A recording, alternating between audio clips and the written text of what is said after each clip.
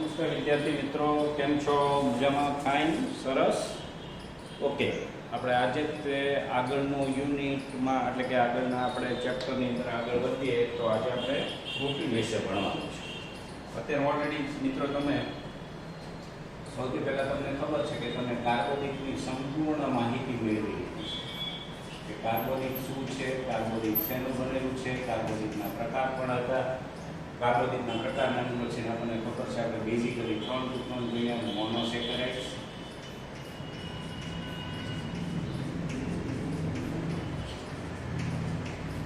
બીજી ગણ્યા ડાયસેકેરાઇડ્સ,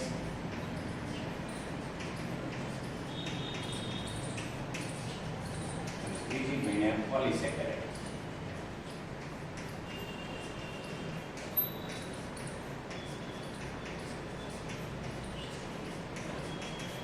ત્રણેય પ્રકારના સેકેરાઇડમાં સૌથી અગત્યનું કોઈ બંધ તરીકે કામ કરતું હતું અથવા તો બંધ બનાવતા હતા એની અંદર હતો અગત્યનો ઘટક અથવા અગત્યનું નામ એ છે ગ્લાયકોસિડિક.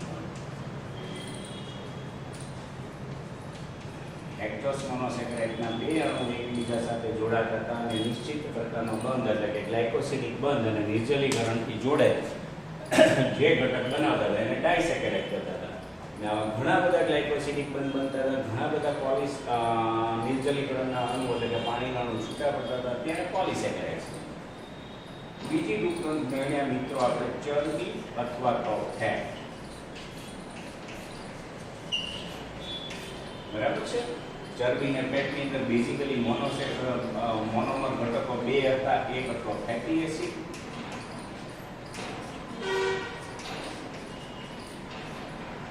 બીજો હતો ગ્લિસરોલ. અને એના પ્રકારોની વાત કરો તો આપણે બેઝિકલી 3 પ્રકારો ભણ્યા હતા. કયા? સાદા લિપિડ, જટિલ લિપિડ, સાલી જલી સ્ટીરોઇડ્સ એટલે રોય. સાલી જલી રોય. ઓકે મિત્રો, તો તમને કાર્બોદિત અને ફેટ અથવા તો ચરબી આપણે સરસ મજાનો મિત્રો ભણી ચૂક્યા છે. હવે આપણે સૌથી અગત્યની ટૂંકમાં એમાં જ એક અગત્યનો ઘટક કયો છે તો કે જૈવ રાસાયણિક ઘટકોની અંદર 3 મુખ્ય ઘટકો છે. એમાંનો એક અગત્યનો મુખ્ય ઘટક એટલે કે પ્રોટીન. તો આજે આપણે પ્રોટીન વિશે માહિતી પ્રાપ્ત કરવાની છે. પ્રોટીન કેવી રીતના બનેલા છે, પ્રોટીન કેવી રીતના આપણે અગત્યનું છે એવી રીતના જોવા જાવ તો બહુ અગત્યની વસ્તુ છે. સામાન્ય રીતે તમે જોવા જાવ તો આપણે જે બંધારણ જોયું તો એની અંદર આના બંધારણમાં કોણ હતું? કાર્બન, હાઇડ્રોજન અને ઓક્સિજન. આના બંધારણમાં કાર્બન, હાઇડ્રોજન અને ઓક્સિજન હતા, પણ હાઇડ્રોજનનું પ્રમાણ છે એ ઓક્સિજન કરતાં 100 વિશેષ હતું, ઘણું બધું વધારે. પ્રોટીનના બંધારણમાં તમે જોવા જાવ તો કાર્બન હશે, હાઇડ્રોજન હશે, ઓક્સિજન હશે અને હવે એક નવો ઘટક આવશે એનું નામ છે નાઇટ્રોજન. બરાબર છે? કે જે અત્યાર સુધી હતો નહીં. બરાબર છે. પહેલા બેનમાં બંધારણમાં કાર્બન, હાઇડ્રોજન તો ઓક્સિજન હતા જ, કાર્બોદિત અને લિપિડ અથવા ચરબીના બંધારણ. પણ પ્રોટીનના બંધારણમાં હવે નાઇટ્રોજનનો પણ સમાવેશ થશે. એટલે જ આપણે આને નાઇટ્રોજન યુક્ત તરલ પદાર્થ કહીએ છીએ. પ્રોટીનનું બીજું નામ જ શું છે? નાઇટ્રોજન યુક્ત તરલ પદાર્થ. અને એના ઉપરથી પ્રોટીનનું ગુજરાતી નામ આપણે કેવું હોય તો કહી શકીએ નત્ર. અને જ્યારે પ્રોટીન બહુ જટિલ બને છે ને ત્યારે એની અંદર વચ્ચે વચ્ચે સલ્ફાઇડ બંધ પણ આવેલા હોય છે. બરાબર? ડાયસલ્ફાઇડ અથવા સલ્ફાઇડ બંધ એ પણ આપણે આગળ જતા જોઈશું. તો ટૂંકમાં પ્રોટીનના બંધારણમાં કાર્બન, હાઇડ્રોજન, ઓક્સિજન, નાઇટ્રોજન ઉપરાંત સલ્ફર જેવા બંધો પણ આવેલા હોય છે. પણ પ્રોટીન ખરેખર શેની રીતના બનેલું છે? જેવી રીતના આપણે સેકેરાઇડ બન્યા તો કાર્બોદિતની અંદર સેકેરાઇડની ટૂંકમાં બન્યા તો સૌથી પહેલા મોનોસેકેરાઇડ્સ બન્યા. ચરબીની ટૂંકમાં બન્યા તો આપણે સૌથી પહેલા ફેટી એસિડ ને ગ્લિસરોલ બન્યા. એમ પ્રોટીનને ભણવું હોય તો એનો કોઈ મોનોમર ઘટક ખરો? કારણ કે તમે જોવા જાવ તો પ્રોટીન કોષરસનો સૌથી મહત્વનો ઘટક છે. બરાબર છે? કોષરસની અંદરનો સૌથી અગત્યનો મહત્વનો ઘટક છે. બીજું, એ રચનાત્મક રીતે પણ કામના છે. દાખલા કે વનસ્પતિની કોષ સ્તર હોય, પ્રાણી કોષની કોષ સ્તર હોય, તો એ રચનાત્મક ભાગ પર ભજવે છે, કારણ કે એમાં ફોસ્ફોલિપિડ નામનું ઘટક આવેલું. અથવા એનું ક્રિયાત્મક પાસું હોય, દાખલા તરીકે બધા ઉત્સેચકો પ્રોટીનના બનેલા છે, તો એનું ક્રિયાત્મક પાસું છે. બીજા ઘણા બધા કામ છે. દાખલા કે આપણે આરબીસીમાં રક્તકણ હોય ને, હિમોગ્લોબિનને વહન કરવામાં મદદરૂપ થતું હોય, એટલે હિમોગ્લોબિન સાથે બંધકાર કરતો હોય, તો એનું ક્રિયાત્મક પાસું થઈને રચનાત્મક પાસું. તો પ્રોટીન તમારા શરીરમાં પગના નખથી ચાલુ કરીને માથાના વાળ સુધી પુષ્કળ માત્રામાં પડેલા છે, અને બધાનો ખૂબ અગત્યનો રોલ છે. બરાબર છે. તો પ્રોટીનના બંધારણમાં મૂળ એકમ તો કયો છે? તો કે એમિનો એસિડ છે. આપણે ઘણી વાર બોલતા હોય છે. તો પ્રોટીન નો મોનોમર એટલે કે એનો બંધારણીય મોનોમર એકમ કોણ છે? તો કે એમિનો એસિડ. કયો એસિડ? Amino acid. એની કરતા ઊંધું પણ કહી શકાય મિત્રો કે એમિનો એસિડનો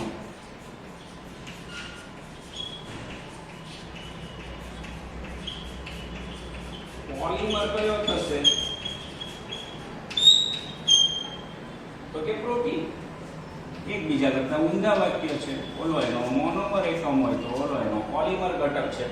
ટૂંકમાં એમિનો એસિડ છે એ એનો નાનામાં નાનો એકમ છે પ્રોટીનના. કોઈ પણ પ્રોટીનનો અભ્યાસ તમારે કરવો હોય અથવા તો પ્રોટીન વિશે તમારે માહિતી પ્રાપ્ત કરવી હોય તો તમને ખબર હોવી જોઈએ કે એમાં એમિનો એસિડ છે એ સૌથી અગત્યનો ઘટક છે. બરાબર છે.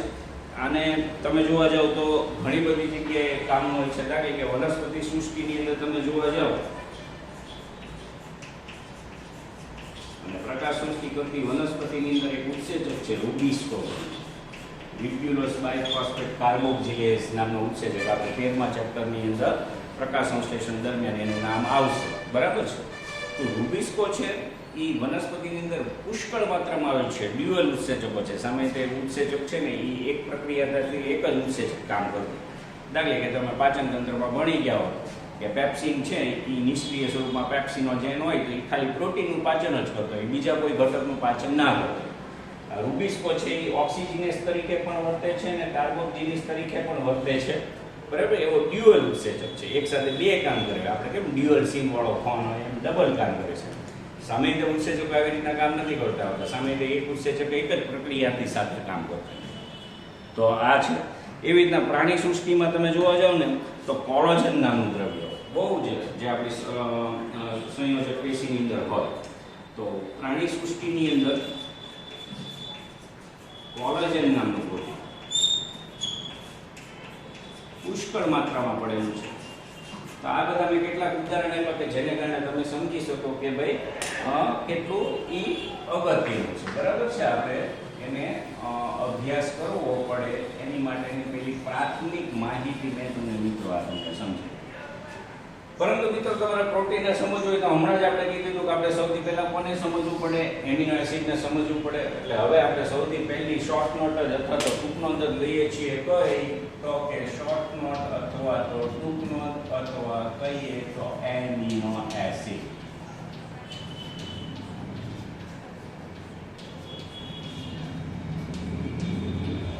બરાબર છે.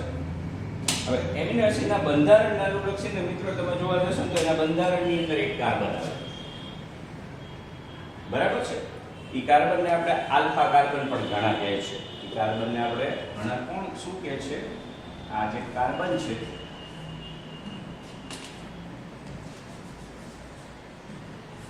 એ આલ્ફા કાર્બન છે. જે મિથેનનું તે વિસ્થાપિત સ્વરૂપ છે. મિથેનનું પ્રસ્થાપિત સ્વરૂપ.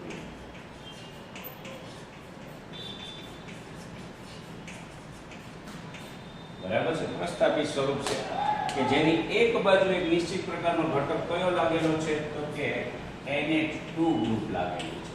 NH2 આવી રીતના લખું છું કારણ કે બંધ N સાથે એટલે કે નાઇટ્રોજન સાથે બને છે. અને બીજે છેડે COOH ગ્રુપ લાગેલું છે. બરાબર છે.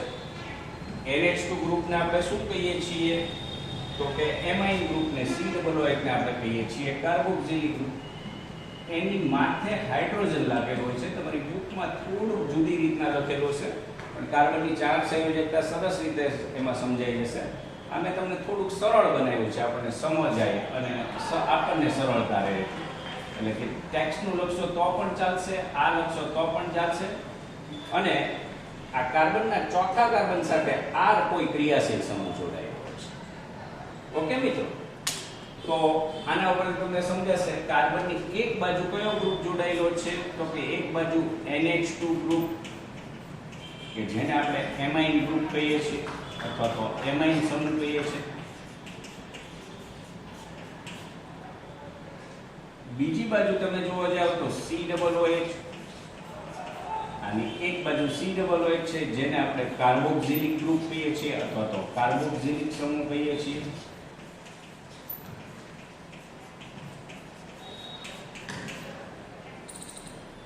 આ NH2 ગ્રુપ છે એ અથવા તો એમાઇન ગ્રુપ છે, એનો ગુણધર્મ છે એ બેઝિક અથવા તો અલ્કલી ગુણધર્મ ધરાવે છે.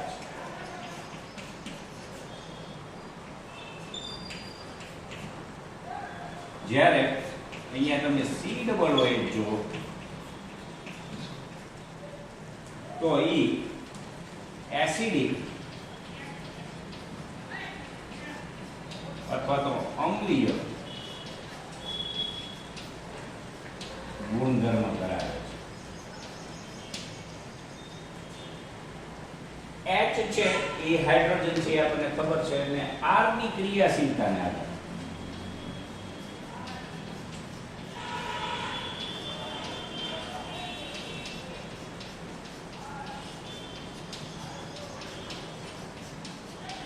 આ જે એમિનો એસિડ છે ના પ્રકાર. હવે R ની ક્રિયાશીલતાના આધારે એટલે તમે જોવા જશો તો આખા બંધારણની અંદર આટલી વસ્તુ છે ને મિત્રો, કોઈ પણ એમિનો એસિડમાં ઈ કોમન છે, તમે જોઈ શકશો મિત્રો. બરાબર છે. C ની એક બાજુ NH2 ગ્રુપ, C ની એક બાજુ COOH ગ્રુપ, માથે H. આટલી વસ્તુ કોઈ પણ એમિનો એસિડમાં તમે જોવા જશો ને તો સામાન્યથી કોમનલી આવશે, બધાની અંદર એ આવશે. બરાબર છે. પણ જે ફેરફાર થશે એ કોને અનુલક્ષીને થશે? આ જે R લખેલો છે એની ક્રિયાશીલતા બદલાશે, એટલે એમિનો એસિડના પ્રકાર પણ બદલાઈ જશે, એમિનો એસિડના ગુણધર્મ પણ બદલાઈ જશે. બરાબર. તો આની આવશ્યકતા એમિનો એસિડના ભૌતિક અને રાસાયણિક ગુણધર્મો છે એ આના ઉપર આધારિત છે, આ ક્રિયાશીલતા ઉપર, જેની ઉપર એના ભૌતિક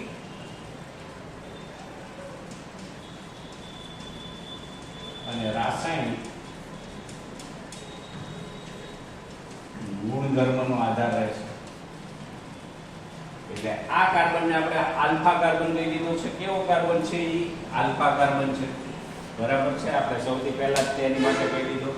આ આલ્ફા કાર્બન એ બીજું કાંઈ નથી, કોનું? મિથેનનું એક પ્રસ્થાપિત સ્વરૂપ છે. મિથેનમાંથી રૂપાંતરિત થયેલું એક પ્રસ્થાપિત સ્વરૂપ છે કે જેની એક બાજુ NH2, એક બાજુ COOH ગ્રુપ, ઉપર બાજુ H અને નીચે બાજુ R છે. જો આ કાર્બનને તમે ગણપતિ બાપાની જેમ સ્વીકારો તો NH2 ગ્રુપને આપણે રિદ્ધિ કહીએ, COOH ને આપણે સિદ્ધિ કહીએ. માથે હેડ છે, નીચે રેટ છે. C ની એક બાજુ રિદ્ધિ, C ની એક બાજુ સિદ્ધિ. રિદ્ધિ સિદ્ધિ, હેડ નો સ્પેલિંગ H થી ચાલુ થાય છે, એટલે કાર્બનની માથે હેડ છે ઈ H છે, અને ટાટિયા અથવા પગની અંદર રેટ છે. રેટ એટલે ઉંદરડો. R નો રેટ નો સ્પેલિંગ ચાલુ થાય છે R થી, એટલે R છે. એટલે ઈઝીલી એમિનો એસિડનું બંધારણ તમને સમજાઈ જશે. પણ એમિનો એસિડના બંધારણનું મેં તમને કીધું 1, 2, 3 કે જે કાર્બન સાથે જોડાયેલા છે કેવા છે? સાવ સરખે સરખા બધા એમિનો એસિડમાં છે. જે કઈ ફેરફાર થશે R ની ક્રિયાશીલતાના આધારે એના ભૌતિક અને રાસાયણિક ગુણધર્મ છે એ ચેન્જ થશે, એ પ્રમાણે એના પ્રકારો પણ બદલાશે, અને એને જ આપણે ધીમે ધીમે અભ્યાસ કરવાનો છે. બરાબર છે. તો આ R ની ક્રિયાશીલતાને આધારે કોની ક્રિયાશીલતાને આધારે? R ની ક્રિયાશીલતાને આધારે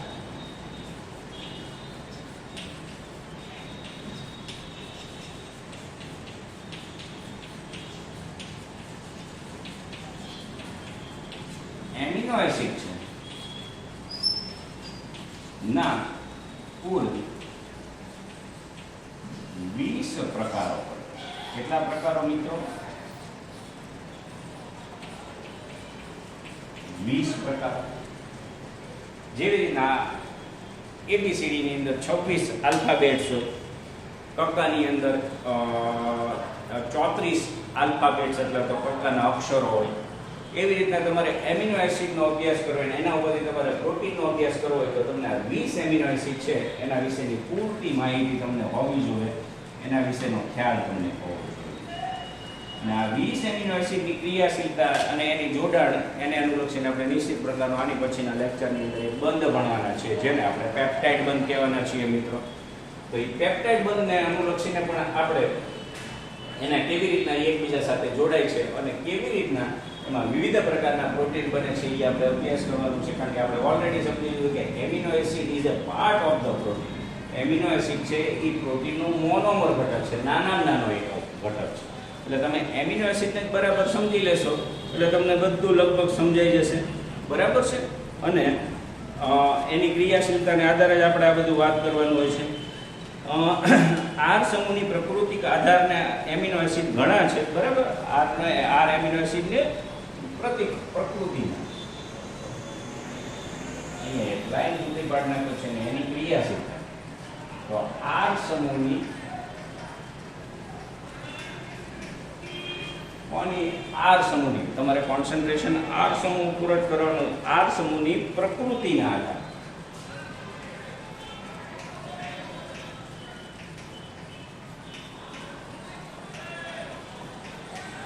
તમારે એમિનો એસિડ ભણવાના છે, બરાબર મિત્રો. કોની પ્રકૃતિને કારણે? આર સમૂહની પ્રકૃતિને આધારે એમિનો એસિડના પ્રકારો ભણવાના છે. જે આપણી બુકની અંદર કેટલાક સિમ્બોલિક આપેલા છે, બરાબર છે. એમાં કયા કયા ઘટકો લાગે છે, કેવી કેવી રીતના લાગે છે એ પણ જોવાનું છે. અને એના આધારે એને આપણે કેટલાક ગુણધર્મો પણ જોઈશું. દાખલા કે આપણી ચોપડીની અંદર આ સૌથી પહેલા એક તમને એમિનો એસિડ આપેલો છે, એને હું તમને લખું છું એટલે કે જેને કારણે આપણને સમજવામાં સરળતા રહે. પહેલા તો સી તો લખવાનો જ છે. એની એક બાજુ કયો ગ્રુપ છે? તો કે COONH2 ગ્રુપ છે અને એક બાજુ COOH ગ્રુપ છે. માથે H છે. R બદલાશે એ પ્રમાણેના ગુણધર્મો બદલાશે, બરાબર છે. હવે R ના ગુણધર્મોના આધારે તમે જોવા જાવ તો R ના સ્થાને તમારે કોક H માત્ર લાગેલો, અહીંયા પણ H લાગેલો છે R ના સ્થાને.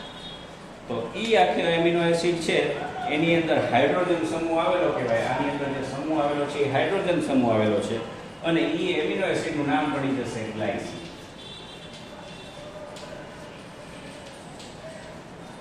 તો ગ્લાયસીન ની અંદર કયો સમૂહ આવેલો છે? તો કે હાઇડ્રોજન સમૂહ.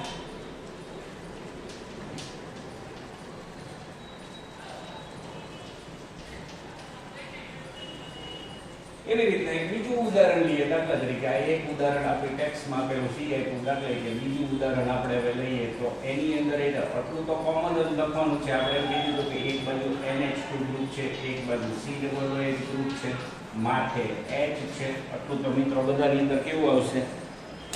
કોમન જ આવશે. પણ હવે અહીંયા મિથાઇલ સમૂહ આવશે, CH3 લાગશે એટલે મિથાઇલ સમૂહ લાગી જશે. હાઇડ્રોજનની કાર્બનની સંયોજકતા પૂર્ણ થઈ જશે એટલે આ મિથાઇલ ગ્રુપ આખું લાગુ પડી ગયું. એટલે કે એને કારણે તમારે એનું નામ કેવું હોય તો એલેનિન નામનો એમિનો એસિડ બનશે. અને એલેનિન ની અંદર કયો સમૂહ જોડાયેલો છે? તો કે મિથાઇલ ગ્રુપ જોડાયેલું છે.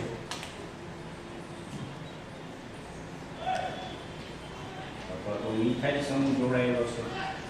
કોની જગ્યાએ? આ બધું હું લખું છું R ના સ્થાને, બરાબર છે. R = અહીંયા આ છે, અહીંયા R = આ છે.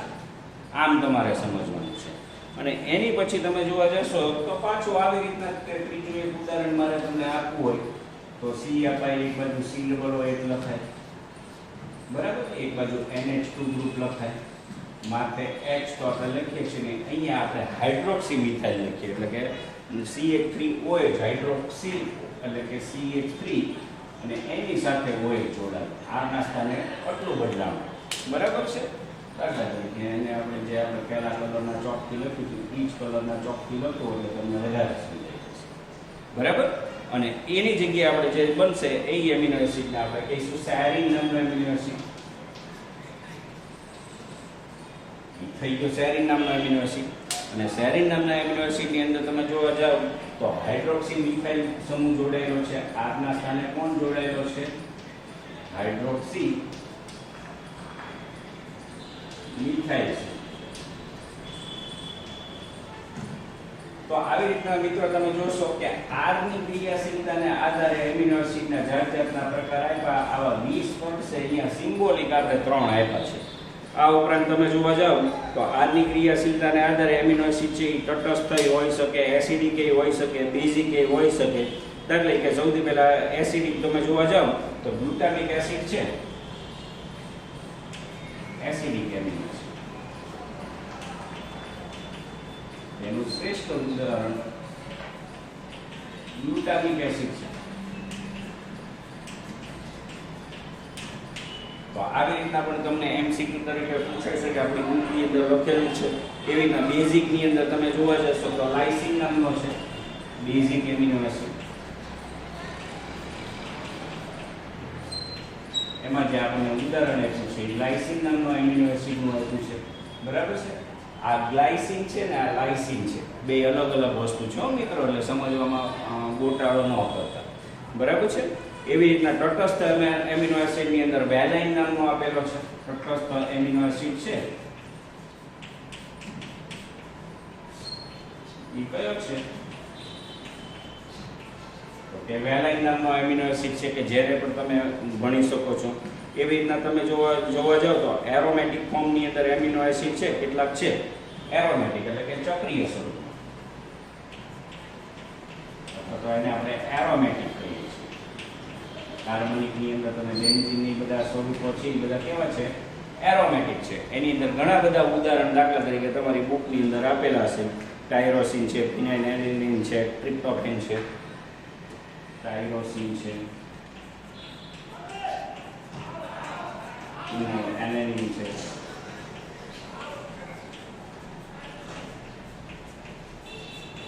ટ્રિપ્ટોફેન છે. બરાબર છે. ટ્રિપ્ટોફેન છે. આવા બધા કેટલાક ઉદાહરણ આપ્યા છે. એમિનો એસિડને એક વિશેષ કે એમને Na2 ના કાર્બોક્સિલ સમૂહ આયનીકરણની પ્રકૃતિ ધરાવે છે. બરાબર. તો આટલી વસ્તુ પહેલા તમે સમજાઈ ગયા. બધા તમારે MCQ તરીકે યાદ રાખવાનું છે. અને સૌથી પહેલા જ આપણે કહી દીધું કે એ કયું છે તો કે એમિનો એસિડનો એક વિશેષ ગુણ છે આયનીકરણની પ્રકૃતિ. એમિનો એસિડનો એક વિશેષ ગુણ કયો છે?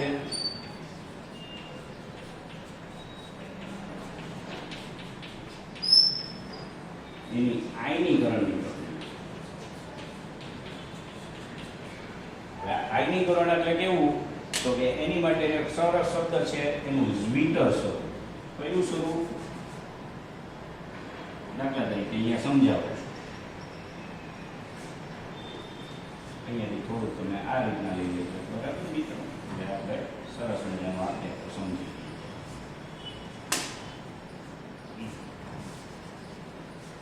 ઓકે. તો તમને ખબર છે એમિનો એસિડ છે એને એક બાજુ NH2 ગ્રુપ છે એની બદલે હું NH3 લખું, એક બાજુ C કરી COOH લખું, માટે H અને R પર જેમ આપણે લખીએ છીએ એમ જ લખીએ છીએ. અને એક બાજુ હું દાખલા તરીકે એવી રીતના લખું છું NH2 ગ્રુપ છે એમને જ રાખું છું અને અહીંયા C કરી COO કરું છું, H નથી રાખવા માટે H એમને જ રાખું છું, અહીંયા R પણ એમને જ રાખું છું. તો અહીંયા આખો આ જે છે એ ઘન વીજભારિત થઈ જશે. NH3+ લખેલા છે જો. અને અહીંયા મેં ખાલી COO લખ્યા છે આખું માઈનસ થઈ જશે એટલે COO-.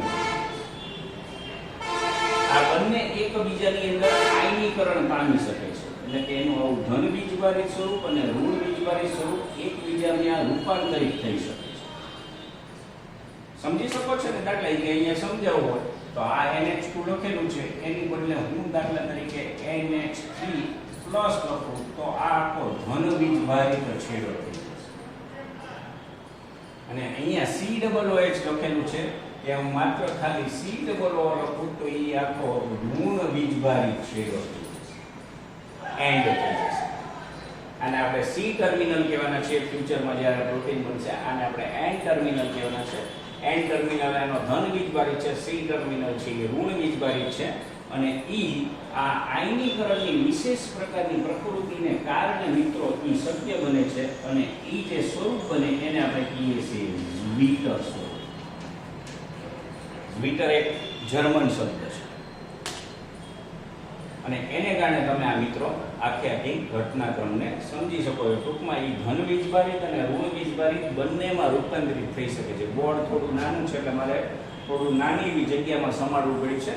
તમારી બુકમાં પણ ઝ્વીટર સ્વરૂપ લખેલું છે, બરાબર છે? લખેલું જ હશે કે ઝ્વીટર આયનીકરણ સ્વરૂપ યલો કલરના બોક્સની અંદર એમિનો એસિડને ધન વીજભારિત અને ઋણ વીજભારિત બંનેમાં રૂપાંતરિત કરે ને એવું એક સ્વરૂપ લખેલું છે. તો આટલું મિત્રો તમને બરાબર સમજાય કે તમને એમિનો એસિડનો બરાબર પરિચય મેળવી લીધો છે, એમિનો એસિડ વિશે તમને બરાબર ખ્યાલ આવી ગયો છે. એટલું મિત્રો તમારે સમજવાનું છે તો જ તમે પ્રોટીન વિશે સમજી શકશો, નહીં તો તમે પ્રોટીન નહીં સમજી શકો. કારણ કે આ એના શબ્દો છે, અક્ષ એટલે બારકડી છે એમ કહીએ તો ચાલે. આમાંથી આપણે શબ્દો એટલે પ્રોટીન બનાવવાના છે. આપણે કેમ ઇંગ્લિશની અંદર તમને ABCD આવડે તો તમને સ્પેલિંગ આવડે કે નહીં, એમ તમને એમિનો એસિડ જો બરાબર સમજણ હોય તો પ્રોટીન કેમ બને છે અથવા તો પ્રોટીન શું છે ને એ સમજાય મિત્રો. નહીં તો તમને એ સમજવામાં થોડીક તકલીફ પડે. તો આજના આખા લેક્ચરનું ફટકે રિવિઝન કરી નાખીએ તો સૌથી પહેલા કાર્બોદિત વિશે આપણે ઓલરેડી આ ચેપ્ટરમાં ભણી ગયા છીએ. Monosaccharide, ડાયસેકેરાઇડ, polysaccharide. એની અંદર ગ્લાયકોસિડિક બંધ હતો. એવી રીતના ચરબી એટલે કે ફેટ, એમાં ફેટી એસિડ ને ગ્લિસરોલ કે જેની અંદર કયો હતો તો કે આ હતો ને એનો બંધ લખવાનો રહી ગયો છે. હું બંધ તમને કહી દઉં છું. એની અંદર જે મિત્રો આપણે બંધ ભણ્યા હતા એ બંધનું નામ હતું એસ્ટર.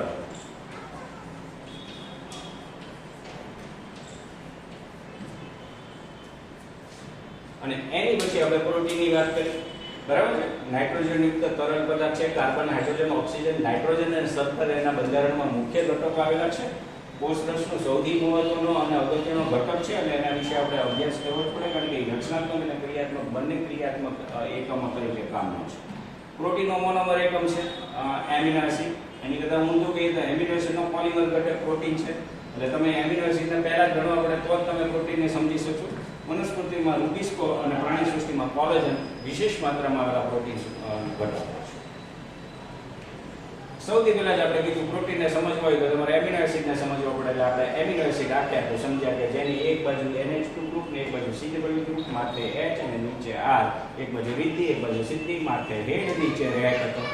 આ એસિડિક ગ્રુપ, આ બેઝિક ગ્રુપ હતો, એસિડિક ગ્રુપ હતો, એને કારણે E હતો. આ બંનેને કારણે એક સુંદર મજાનો શબ્દ મારે અહીંયા લખવો પડે. આ બંને ગુણધર્મ ધરાવે છે માટે E ઉભય ગુણધર્મી છે. અને ઉભય ગુણધર્મી આપણે સાબિત કરીએ છીએ આ ઝ્વીટર શબ્દ, બરાબર છે? એ આપણે સાબિત કરી દઈએ છીએ. બદલાય છે પણ R ની ક્રિયાશીલતાના આધારે એમિનો એસિડના પ્રકારો પડે છે અને R ની ક્રિયાશીલતાના આધારે આપણે ટોટલ 20 પ્રકારો જોયા છે. R સમૂહની પ્રકૃતિના આધારે એમિનો એસિડના પ્રકારના લાક્ષણિક ઉદાહરણો આખી ટેક્સ્ટની અંદર આપેલા છે. ગ્લાયસિન કે જેમાં R ના સ્થાને આ હાઇડ્રોજન સમૂહ છે, એલેનિનમાં R ના સ્થાને મિથાઇલ સમૂહ છે અને સેરિન નામના એમિનો એસિડમાં R ના સ્થાને હાઇડ્રોક્સિલ મિથાઇલ નામનો સમૂહ છે જેને કારણે એનું એમિનો એસિડનું નામ પડે છે. આ ઉપરાંત બીજા એસિડિક એમિનો એસિડ હોય, કેટલાક બેઝિક એમિનો એસિડ હોય, તટસ્થ એમિનો એસિડ હોય. આ બધા જ પ્રકૃતિ એરોમેટિક એમિનો એસિડ છે. આ બધી પ્રકૃતિ R ને આધારે નક્કી થાય છે. એના કેટલાક ઉદાહરણો આપ્યા: glutamic acid, lysine, વેલાઇન, tyrosine, ફિનાઇલિન, tryptophan. તો લગભગ 20 માંથી તમારે 7-8 જેટલા તો નામ અહીંયા જ આવી ગયા. એ તમારે કડકડાટ પાકું કરવું પડે. અને પછી આપણે એનું વિશેષ સ્વરૂપ અથવા તેનું આયનીકરણ સ્વરૂપ ઝ્વીટર સ્વરૂપ સમજ્યા કે જે ધન આયન ને ઋણ આયનમાં રૂપાંતરિત એમિનો એસિડ થઈ શકે છે. જો એનું NH3 શેડો છે એ ધન વીજભારિત હોય તો સામે COO છે એ ઋણ વીજભારિત હોય. બંને એકબીજામાં રૂપાંતરિત થઈ શકે એટલે કે આયનીકરણ પામી શકે છે એટલે એને ઝ્વિટર શબ્દ આપણે વાપરીએ છીએ એ ઝ્વિટર આયનીકરણ સ્વરૂપ છે. તો આજનો આખો જ લેક્ચર સુંદર મજાનો આપણો એમિનો એસિડ વિશે મિત્રો ભણ્યા છે. ટેક્સ્ટ પણ વાંચો, બોર્ડ વર્ક જોઈને લખવાની ટ્રાય કરજો. થોડા બુકમાં બધા સ્કેટર્ડ વાક્યો છે, આડાઅવળા વાક્યો છે, એને મેં મારી રીતના પ્રયત્નો કરી તમને બને એટલું સરળ સમજાય એવા પ્રયત્નો કર્યા છે. બરાબર છે? આશા રાખું છું કે તમને સમજી શકશો, પણ ખાલી સમજવાથી નહીં મેળ થાય અને તમારે લખવું પણ પડશે. તમે લખતા નથી એ તમારો સૌથી મોટો દોષ છે ને એમ કહીએ તો ચાલે. તમને થોડું ન ગમે પણ આ છતાં અમારે કહેવું પડે છે, કારણ કે તમે બધું વાંચી લો છો, વિડીયો જોઈ લો છો, ટેક્સ્ટની અંદર વાંચી લો, તો જ્યાં સુધી તમે ન લખો ને ત્યાં સુધી તમને આવડે નહીં. અને એની સાબિતી તમે લખીને જ્યારે મને ફોટોગ્રાફ સ્કેન કરીને તમે કંઈક લખેલું હોય એટલે વોટ્સએપમાં મોકલો તો હું સમજી શકું તમને આવી જશે. ઓકે, થેન્ક યુ મિત્રો. આજનો લેક્ચર અહીંયા પૂર્ણ કરીએ છીએ અને પછીના વિડીયો લેક્ચરમાં આપણે પ્રોટીનની અંદર પ્રવેશ કરશું અને પ્રોટીન વિશે સમજવાની ટ્રાય કરશું. Thank you very much. ખૂબ ખૂબ આભાર. ફરીથી આભાર.